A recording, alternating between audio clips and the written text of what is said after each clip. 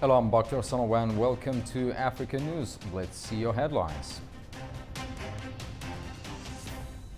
Algeria and Tunisia's energy ties are under renewed focus as Europe seeks stable supply routes.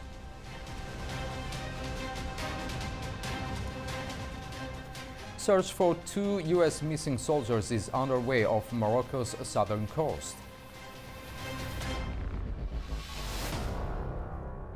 And Zambia is facing pressure after reports that U.S. HIV funding may be tied to a minerals agreement.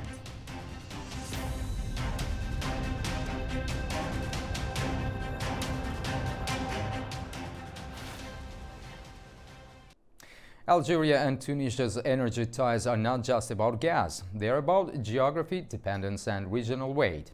As Europe looks south for stable supply, Tunisia's role as a transit route is becoming harder to ignore. This is not a new relationship. Algeria has long been one of Tunisia's main gas suppliers, making energy cooperation a core part of ties between the two neighbours. Algeria is Tunisia's leading gas supplier, and electricity generation in Tunisia depends heavily on its neighbour Algeria, which makes this a truly strategic relationship. In the context of wars and tensions, especially in energy-producing regions, it is becoming increasingly important for African countries, and North African countries in particular, to strengthen their partnerships in the energy sector and expand cooperation in energy production. For Algeria, this fits a broader role as a major regional producer. Through Sonatrach, it positions itself as a reliable supplier, making its energy ties with Tunisia part of a wider regional energy security framework. Algeria has strong assets that position it to play a key role in ensuring stable and reliable energy supplies, thanks to its natural resources, strategic location, and advanced infrastructure. That cooperation is also built on infrastructure. The Transmed pipeline crossing Tunisia remains a major energy corridor between North Africa and Europe, giving Tunisia a strategic transit role and helping move Algerian gas to European markets. Europe has a tremendous need to import natural gas to satisfy its industrial and residential needs. When Europe looks south across the Mediterranean Sea, it's going to find Algeria, which is the first natural gas producer in Africa. However, Algeria is not geographically the closest point to Europe. When you look east, however, to Tunisia, there is a very interesting pipeline called Transmed that is able to carry over 30 billion cubic meter per year to deserve Italy and Slovenia. The broader picture is one of continuity.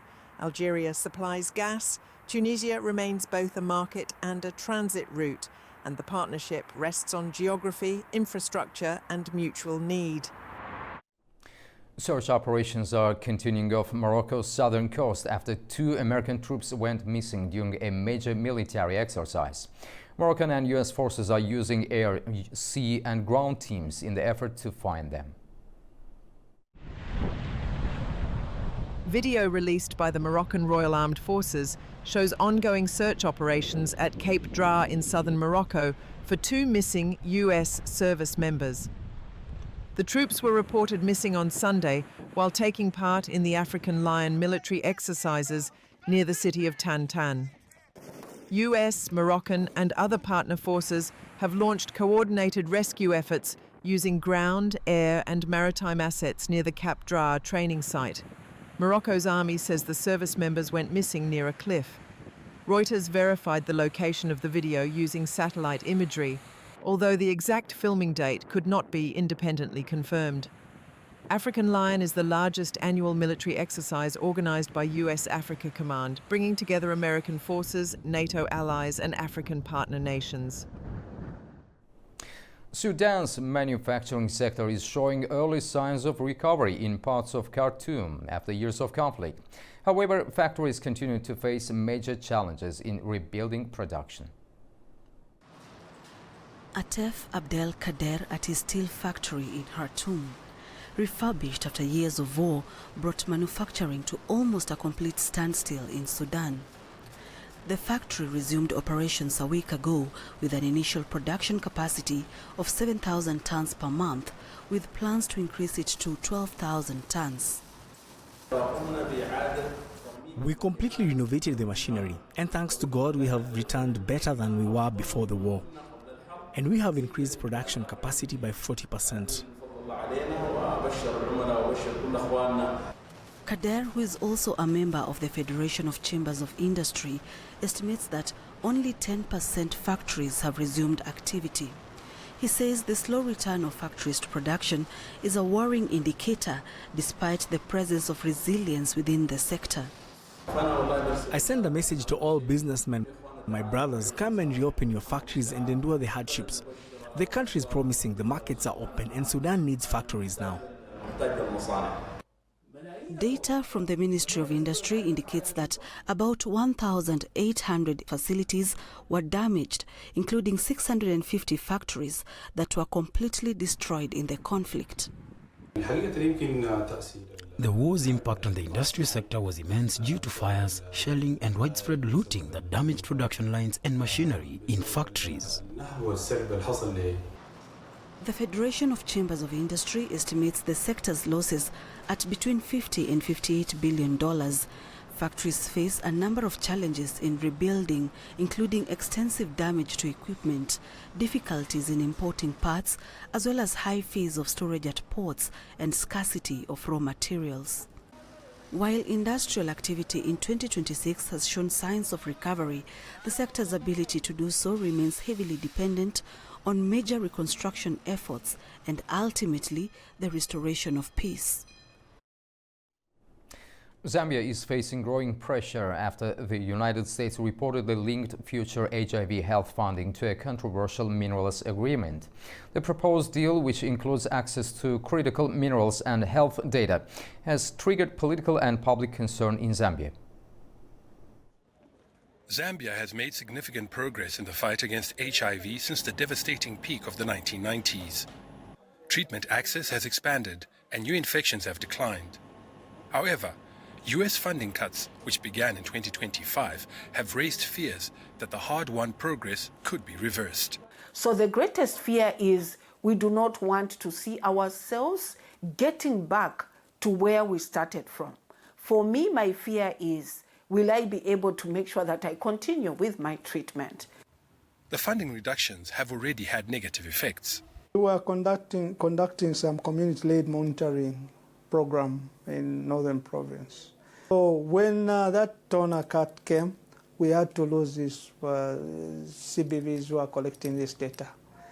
So because they were on stipends. At the center of the fallout between Zambia and the US is a proposed 5-year, $1 billion health funding deal. In exchange, the United States is seeking preferential access to Zambia's copper, lithium and cobalt, as well as access to the country's health data. Advocacy groups have raised an alarm over the MOU. Many people are asking, what does this America First approach mean for other countries? Is there room for a middle ground? Because if it's America First, then there's limited room for Zambia First. There was concern that without transparency, this agreement could be bulldozed and result in an agreement detrimental to the Zambian people. The Zambian government has acknowledged the importance of continued health funding, but argues the proposed conditions are imbalanced and potentially unsustainable. Stakeholders say the crisis should serve as a turning point. With the cutting of this donor, it's a lesson learned, something that is like a wake-up call. So never to depend so much on donors. We have to start local resource mobilization. Even though the April 30th deadline has passed, the Zambian government says it will continue dialogue as millions wait anxiously to see whether life-saving treatment will remain within reach. Farai Mwakutuya, CGTN. A new program in Somalia aims to connect millions of low-income people to the internet through affordable smartphones and subsidized mobile services. Backed by telecom giant Hormuz and China's ZTE Corporation, the initiative hopes to boost digital access and create new economic opportunities for young Somalis. Somalia's leading telecom operator Hormuz Telecom has partnered with China's ZTE Corporation and local tech firm GetPhone are rolling out a nationwide smartphone financing program. Through strategic cooperation with Hormuz Telecom and leading Chinese technology companies, including ZTE Corporation, the program integrates mobile money platforms, particularly EVZ Plus, to deliver a seamless, low-cost repayment system. Our intention is, by the December 31st of this year, we want to sell 100,000 pieces, not only in Mogadishu, but also in the capitals of the federal member states, like Kismayo, Garowe, Jowhar, Baidawo, and etc. So based on that, we also want to expand our number. By within 1 year of operation, within 24 months of operation, we want to reach million plus Somalis who really want to have affordable devices. The initiative aims to give millions of low-income users access to smartphones for the first time, closing the digital divide and expanding connectivity. Hormuz now is providing at the availability of the network, and in some areas is subsidizing the smartphones that is facilitated by the GET phone, and also Hormuz is providing the mechanism that the smartphone could be delivered to the consumers or the users of that smartphone that GET phone is actually, facilitating. So that we believe this will be a very great opportunity to the people who are disconnected and the people who are an outreach for to benefit the availability of the network.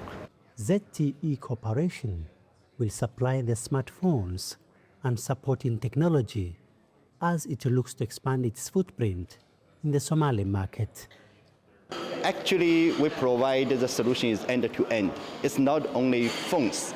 Yeah, because of if only the phones, a lot of the brand, they can provide for that. Yeah, for ZTE, we provide the phones. Extremely good price, good quality entry-level phones. But also, we provide a full of ecosystem to help my partner can do device financing solutions to this market. Yeah, the key of our provide is not only the phones, but also all the ecosystem of the softwares. As of late 2025, there were an estimated 10.7 million internet users in Somalia. This GET smartphone initiative between the country's leading telecommunications company Hormuz and China's ZTE is expected to boost that number significantly. Mohamed Kahir, CGTN, Mogadishu, Somalia. That's all we have today on Africa News. Thank you for watching and stay tuned to A News for continued coverage.